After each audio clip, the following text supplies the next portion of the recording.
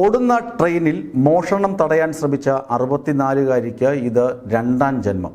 ട്രെയിനിൽ നിന്നും പുറത്തേക്ക് മോഷ്ടാവ് തള്ളിയിട്ട തൃശൂർ സ്വദേശിനി അമ്മിണിയാണ് തലനാരിഴയ്ക്ക് രക്ഷപ്പെട്ടത്. മോഷ്ടാവിനെക്കുറിച്ചുള്ള വിവരങ്ങൾ ലഭ്യമായെന്ന് പോലീസ് പറഞ്ഞു. ഓടുന്ന തീവണ്ടിയിൽ മോഷ്ടാവിന്റെ കവർച്ച പ്രതിരോധിച്ച് 64-കാരി രക്ഷയില്ലാതെ വന്നതോടെ ഇവരെ മോഷ്ടാവ് തീവണ്ടിയുടെ വാതിലിലൂടെ പുറത്തേക്ക് തള്ളിയിട്ടു. ചണ്ഡീഗഡ് കൊച്ചുവേളി കേരള സമ്പർക്ക് ക്രാന്തി എക്സ്പ്രസിലെ S1 സ്ലീപ്പർ കോച്ചിൽ യാത്ര ചെയ്ത തൃശൂർ തല്ലൂർ സ്വദേശിനി അമ്മിണി ജോസാണ് അപകടത്തിൽപ്പെട്ടത്. S1 കോച്ചിന്റെ വാതിലിനോട് ചേർന്ന സൈഡ് സീറ്റിലായിരുന്നു ഇവർ സഞ്ചരിച്ചിരുന്നത്. കോഴിക്കോട് തീവണ്ടി നിർത്തിയപ്പോൾ ഒപ്പമുണ്ടായിരുന്ന സഹോദരൻ വർഗീസ് ശുചിമുറിയിലേക്ക് പോയി. തീവണ്ടി നീങ്ങി തുടങ്ങിയപ്പോൾ അമ്മിണി എഴുന്നേറ്റ് നിന്ന് സാരി ശരിയാക്കുന്നതിനിടെ സീറ്റിലുണ്ടായിരുന്ന ബാഗ് എടുത്ത് മോഷ്ടാവ് ഓടാൻ ശ്രമിച്ചു. ഉടൻ തന്നെ അമ്മിണി ബാഗിൽ പിടിമുറുക്കി. പിടിവിടാതെ മോഷ്ടാവിനെ പ്രതിരോധിക്കുകയും ചെയ്തു. ഇതിനിടെ ബാഗ് ബലമായി തട്ടിയെടുത്ത മോഷ്ടാവ് അമ്മിണിയെ വാതിലിലൂടെ പുറത്തേക്ക് തള്ളിയിട്ടു. ഇവർ വീണതിന് പിന്നാലെ മോഷ്ടാവും ചാടി. സംഭവ സമയത്ത് കോച്ചിലെ മറ്റ് യാത്രക്കാർ സുഖ നിദ്രയിലായിരുന്നു. ശബ്ദം കേട്ട ശുചിമുറിയിൽ നിന്നും പുറത്തേക്ക് വന്ന സഹോദരൻ വർഗീസ് ടിടിയുടെ സഹായത്തോടെ ചെയിൻ വലിച്ച്